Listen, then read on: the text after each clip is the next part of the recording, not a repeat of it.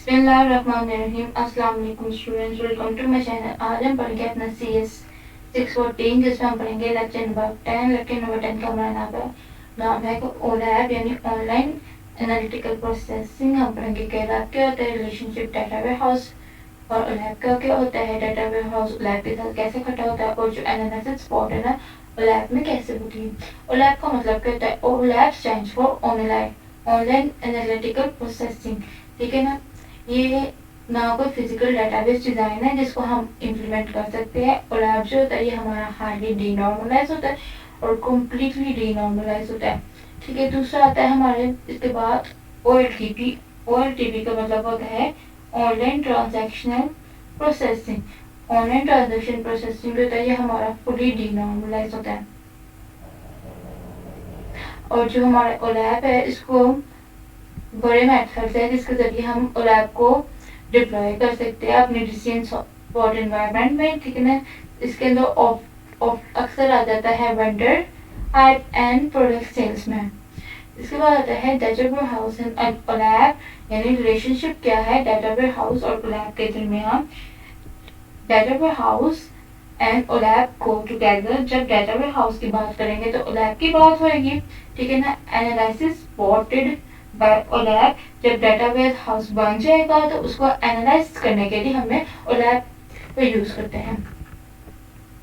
हमारा जो data ware house है ये एक हमारा subject oriented integrated time varying non volatile collection है जिसको हम ऑर्गेनाइजेशन के अंदर डिसीजन मेकिंग के लिए यूज करते हैं।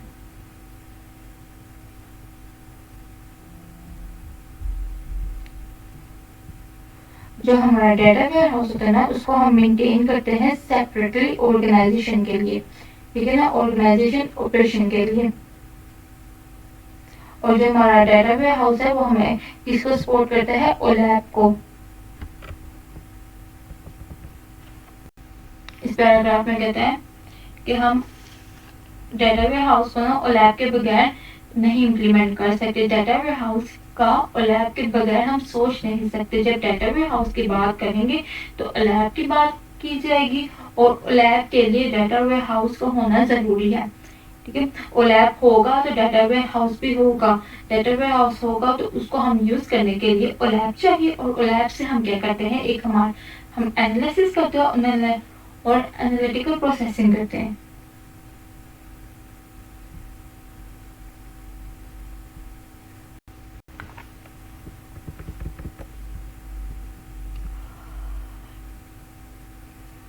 अब जो इस पैराग्राफ में है कि डाटा वेयर हाउस OLAP के जरिए अपने डाटा को एनालिसिस करता है। OLAP में डिसीजन मेकिंग आइटरेटिव प्रोसेस है जिसके लिए यूजर का होना बहुत जरूरी है। OLAP सिस्टम के लिए जरूरी है, यूजर को इंफॉर्मेशन प्रोवाइड करता है ताकि वो अपने कारोबार को अच्छे से चला सके। ठीक है। अगर जो इंफॉर्मेशन हमें यूजर को चाहिए OLAP सिस्टम वो इंफॉर्मेशन बताने में नाकाम हो गया है ना तो यूजर का भरोसा OLAP से उठ जाएगा। और डाटा वेयर हाउस के जो हमने डेवलपर्स रखते हैं ना वो हमारे काफी ज्यादा एक्सपीरियंस वाले होने चाहिए।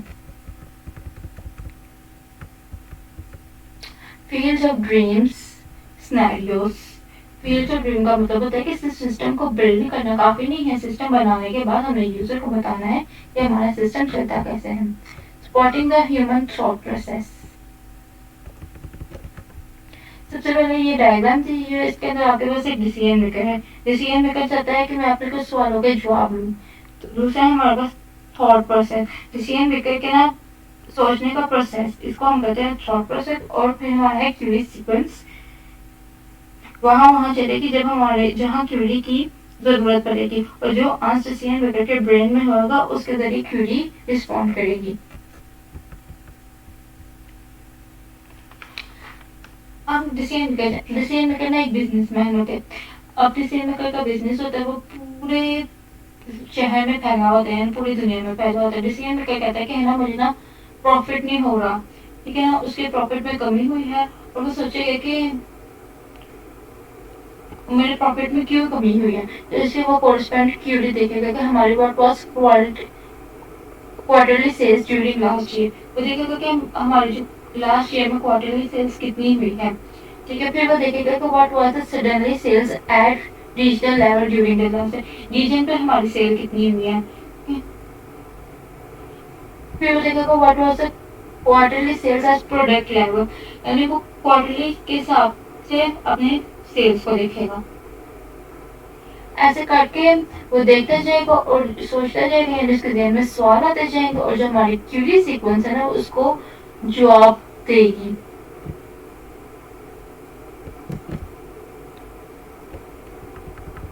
अच्छा, वो क्या कह रहे हैं लास्ट एग्जांपल में, एक मिनट।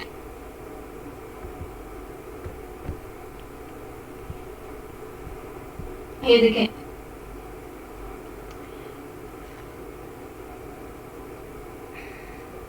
फिर आपने देखेगा कि आपकी सेल के लिहाज से प्रॉफिट क्यों कम हुई है, यानी profit down by large, profit में जो कमी हुई है पिछले साल हुई है वो डिक्लाइन सब क्वार्टर में नहीं है, सिर्फ लास्ट क्वार्टर में है। और वो किस क्वार्टर में सेल ज्यादा हुई है या कैसे कम हुई है, ठीक है ना। किसी वगैरह के जहन में आंसर है कि लास्ट क्वार्टर में क्या स्पेशल है या क्या बात हुई है जो सेल हमारी कम हुई है। सवाल के लिए सब कम क्यों है, ठीक है ना। सवाल के आंसर क्यूरी में आता है What was the money sales last Q group by the product quarter के पता चल जाएगा DM और उसके पार्टिकुलर पर क्वार्टर पे फोकस करता है। What was the monthly last group by region, अब रीजन के हिस्से से देख रहे हैं कि रीजन आइडेंटिफाइड हाँ प्रॉब्लम से ज्यादा है। पिछली क्यूरी से हम डिसीजन मेकिंग नहीं कर देख रहे थे और नोट में कुछ मसले हैं, ठीक है ना। नोट रीजन में हम प्रोडक्ट जिस कीमत पर थी वो महंगी थी और परचेज किया लेकिन वो ज्यादा प्रॉफिट में नहीं है इसलिए हम इंक्रीज नहीं हुआ। ये था इस पैराग्राफ में। अब वो कह रहा है कि हम एनालाइज करते हैं लास्ट एग्जांपल को। एनालिसिस इज एडहोक, यानी क्यूरी के सीक्वेंस एडहोक है, यानी किसी को नहीं पता कि एक क्यूरी के बाद दूसरी कौन सी चलेगी। एनालिसिस इज इंटरेक्टिव, कोलैब का डिसीजन मेकर ने ना इंटरेक्टिवली यूज करते हैं, ठीक है ना। Analysis is interactive, decision making iterative है। आइटरेटिव मीन कुछ क्वेश्चन के आंसर आप हासिल कर सकते हैं, उस आंसर हासिल करने से ना आपको नए सवाल आना शुरू हो जाते हैं और आप फिर उस नए सवालों के जवाब ढूंढते हैं। एनालिसिस इज डायरेक्शनल, और वो ड्रिल अप डाउन होती है, रोल अप होती है और ड्रिल असेस होती है। अब वो कह रहा है कि हमारे जो सिस्टम है उसके अंदर चैलेंजेस क्या है, क्या not feasible to write pre defined queries, feasible नहीं है कि हम जो क्यूरी है वो एडवांस में लिख सके। फिजिबल इसलिए नहीं है कि हमें पता ही नहीं है कि कौन सी क्यूरी के पास कौन सी चलनी है और कितनी क्यूरी चलेगी, एक क्यूरी की चलेगी, दो क्यूरी चलेगी, तीन चलेगी, कितनी चलेगी। Enable ad hoc query spot, ad hoc query को कैसे हम स्पॉट करेंगे, बिकॉज इसमें प्री डिफाइंड सीक्वेंस नहीं है, ठीक है। आप कहते हैं कि हम कोई अपनी एसक्यूएल जनरेशन कर लेते हैं, यानी आप कहते हैं कि ना हम कर्सर को स्क्रीन पर मूव करेंगे, मूवमेंट के साथ कर्सर ट्रैक कर लेंगे और कर्सर की ट्रैकिंग के साथ एसक्यूएल जनरेट कर लेंगे और आंसर निकाल लेंगे। एसक्यूएल किसी भी तरह से जनरेट कर लेंगे, हम ये नहीं कर सकते। हम एसक्यूएल जिसने डाटा सेट को एक्सप्लोर करना है ना वो बहुत ज्यादा है, इसलिए हम एसक्यूएल को जनरेट नहीं कर सकते। फिर आता है हमारे चैलेंजेस क्या थे, यानी कॉन्ट्रडिक्शन।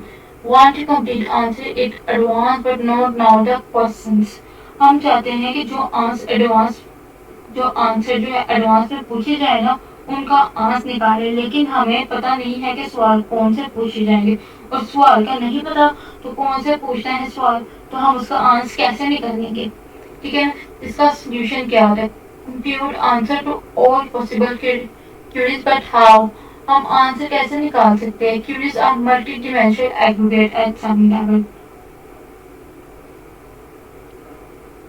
कॉन्ट्रडिक्शन के सोल्यूशन में जब हम डिसीजन मेकिंग और एनालिसिस की बात करते हैं ना तो एनालाइज में डाटा रिट्रीव नहीं कर पाते रिपोर्ट लेवल पर, ठीक है।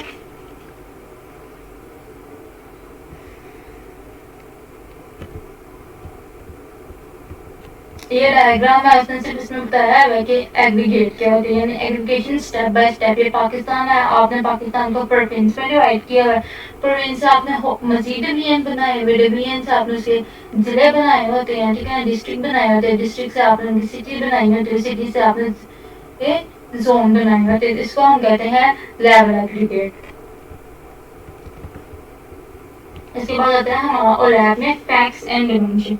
Facts mean number, quantities, values और नंबर, ठीक है ना, और मेजर्स, यानी क्वांटिटीज, वैल्यूज, नंबर और मेजर्स, उसको हम कहते हैं फैक्ट्स। फॉर एग्जांपल इसमें यूनिट ऑफ सोल्ड, यानी कितने आइटम सोल्ड हुए हैं, ठीक है ना, सेल्स, सेल्स जो हुई है कितनी है, अमाउंट क्या है, सेल्स किलो में खरीदी है, केजी में खरीदी है, क्या है, कितने आइटम्स हमने खरीदे हैं, इसको हम कहते हैं फैक्ट्स। और फिर आता है हमारा डायमेंशन। डायमेंशन हमारी ऐसी चीज जो डिस्क्रिप्टिव है, यानी ऐसी चीज जो वेयर क्लॉज में यूज हो, उसको हम कहते हैं डायमेंशन।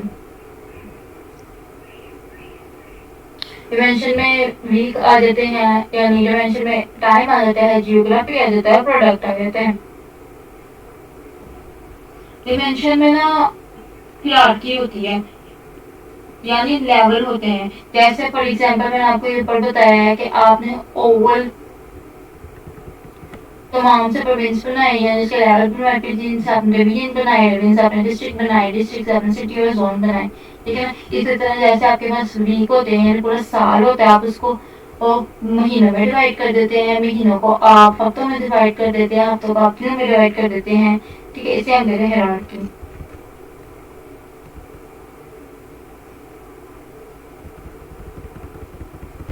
अब वो कह रहे हैं where does OLAP fit in, OLAP fit किधर होता है, ठीक है। ओलैप एक फ्रेमवर्क है, ये एक क्लासिफिकेशन है एप्लीकेशन की, note a database design technique, यानी इसके जरिए हम कोई ऐसी टेक्निक नहीं है कि जिसके जरिए हम डेटाबेस को डिजाइन कर सके, ठीक है ना। Analytical processing using multi level aggregate instead of record level assessing.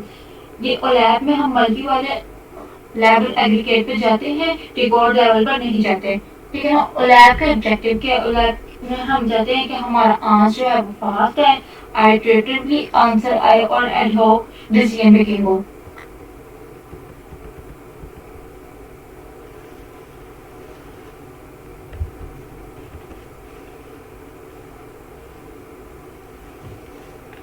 इसके बाद वो कहता है ये जो ओलैप है ना, ये एक प्रेक्टिसाइज एप्लीकेशन है, ठीक है ना। ये एप्लीकेशन है ना कि कोई डेटाबेस डिजाइन टेक्निक है। लोग इसको ना ओलैप को डाटा और डाटा डिजाइनिंग टेक्निक समझते हैं, लेकिन ये ऐसा नहीं है।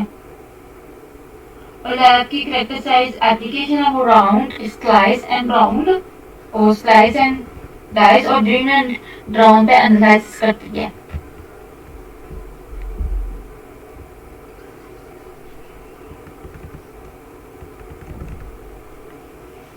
कह रहे हैं कि हम बहुत सारे पॉसिबल इम्प्लीमेंटेशन कैरेक्टरिस्टिक देखेंगे, जिसके अंदर हम जो हमारे साइज के ऊपर डिपेंड होएगा, प्रॉफिट्स, परफॉर्मेंस और रिक्वायरमेंट्स पर डिपेंड होएगा, कॉस्ट एंड कॉन्स्टेंट पे डिपेंड होएगा, और स्पेसिफिक इम्प्लीमेंटेशन टेक्निक पे डिपेंड होएगा।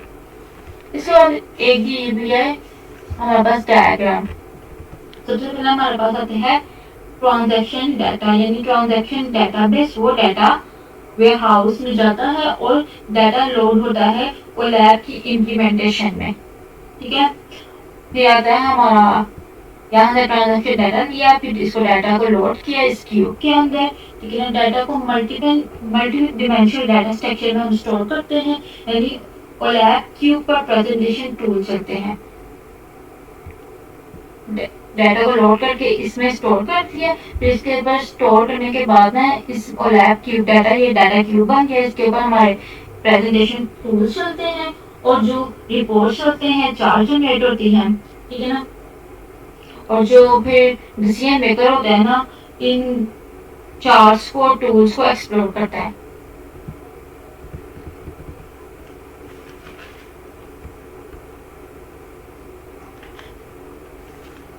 अब हमारे पास आता है डिफरेंस बिटवीन ओलैप का और OLTP का, ठीक है। इसमें लेवल ऑफ डाटा डिटेल होता है, यानी रिकॉर्ड लेवल डाटा होता है। एक्चुअल डाटा ट्रांजैक्शन स्टोर होती है, क्योंकि बिजनेस को हमने चलाना होता है। इसके अंदर एग्रीगेटेड होता है, यानी सम होते हैं, यहाँ पे कॉम्प्लेक्स फॉर्मूलाज यूज होते हैं। अमाउंट ऑफ डाटा रिट्रीव पर ट्रांजैक्शन इसके अंदर स्मॉल होती है, ठीक है, और इसके अंदर लार्ज होती है। व्यूज पर डिफाइंड यानी प्री डिफाइंड।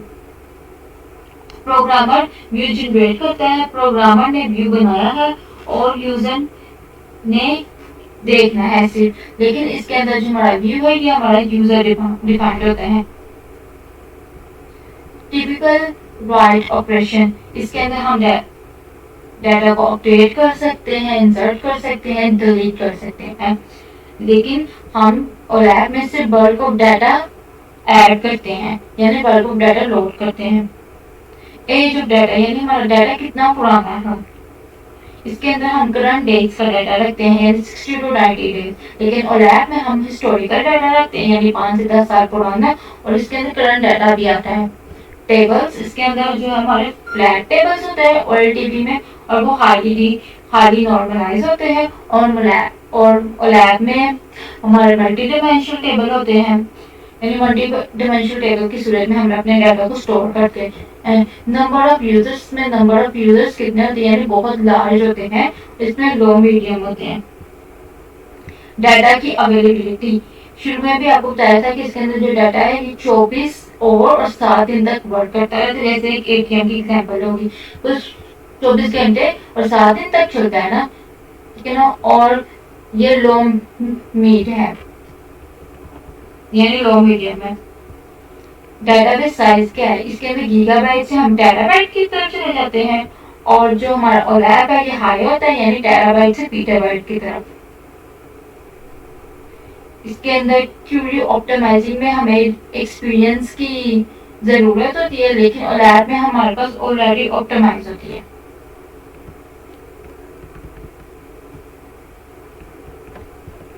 अब OLAP फाइल टेस्ट, ऐसा टेस्ट जिसके जरिए हमने देखना है कि हमारा सिस्टम OLAP है कि नहीं, इसे हम कहते हैं फैजमी टेस्ट। अब फैजमी के ना 5 फैजमी में F जो है वो स्टैंड होता है फास्ट से, ये हमारा एनालिसिस से, S हमारा शेयर्ड से, M हमारा मल्टी डायमेंशनल, और I हमारा इंफॉर्मेशन को कहते हैं, ठीक है।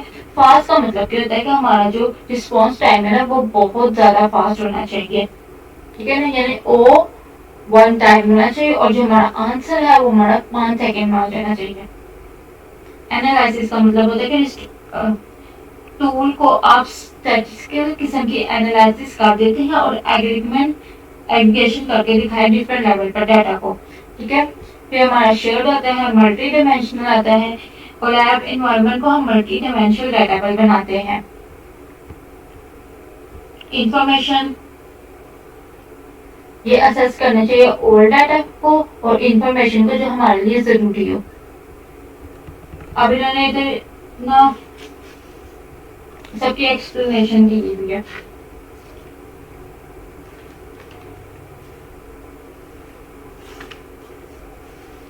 फास्ट में मैंने आपको पहले बताया कि वो कहता है कि हमारा जो डाटा है ना वो बहुत ज्यादा फास्ट होना चाहिए, ठीक है ना। हमारा आंसर 5 सेकंड में आ जाना चाहिए, ये ना हो कि 5 सेकंड से लेट आए, ठीक है। सिस्टम फास्ट है तभी कहलाएगा जब हमारा जो आंसर है वो 5 सेकंड में आ जाए। 5 सेकंड से 1 सेकंड भी ऊपर ना हो, लेकिन वेरियस रीजन की वजह से ना हमारी जो क्यूरी है वो 20 सेकंड ऊपर जा सकती है, लेकिन क्यूरीज का आंसर आने में टाइम लगता है, तो इससे यूजर का जो ध्यान है ना वो बढ़ जाता है, ठीक है। और एनालिसिस की क्वांटिटी सफर होती है, लेकिन अगर 5 सेकंड में आंसर आएगा तो 5 सेकंड में आंसर आना ना इतना आसान नहीं है, क्योंकि हमारे पास इसके अंदर डाटा बहुत ज्यादा होता है और कैलकुलेशन बहुत होती है। इसके बाद आता है हमारा एनालिसिस।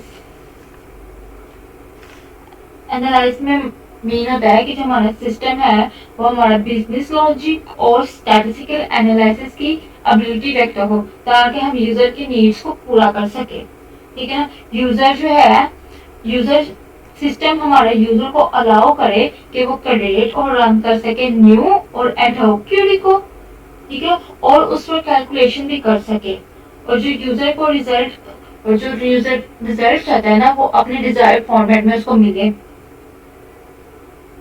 जो हमारा सिस्टम होना चाहिए वो हमारा काफी यूजर फ्रेंडली होना चाहिए। फिर आता है हमारा शेयर्ड। शेयर का मतलब होता है कि शेयर में हमारा जो है ना सिक्योरिटी में ये बहुत ज्यादा स्ट्रॉन्ग होता है। इसके अंदर हम डाटा को प्रोटेक्ट भी कर सकते हैं। ये हमारा मल्टीपल यूजर के लिए बना होता है। अगर मल्टीपल यूजर मॉडिफाई करना चाहेंगे ना डाटा सेम टाइम तो ये इनकंसिस्टेंट है और ये एरर आ सकता है। इससे बचने के लिए हम क्या करते हैं कि हमारा जो डाटा है वो एक टाइम में हमारे डाटा को एक टाइम में एक ही यूजर मॉडिफाई करे।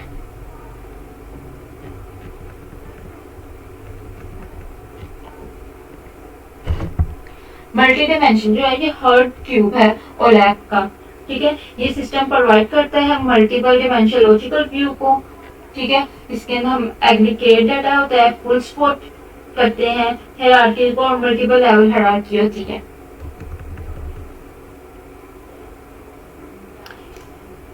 इंफॉर्मेशन जो होता है ना, इंफॉर्मेशन की data processing and capacity prioritise करते हैं और ability of product and process करते हैं इम्पैक्ट डाटा को, ठीक है। और जो हमारा इंफॉर्मेशन होता है ना वो हमारे कुछ फैक्टर पर डिपेंड करता है, जिसके अंदर हमारा डाटा रिप्लिकेशन आता है, मेन मेमोरी रिक्वायर्ड होती है, परफॉर्मेंस चाहिए होती है, हमें डिस्क स्पेस यूटिलाइजेशन चाहिए होती है और इंटीग्रेशन चाहिए होती है। इंफॉर्मेशन का मतलब होता है कि हमारा डाटा डिराइव्ड और हमने रिट्रीव किया है।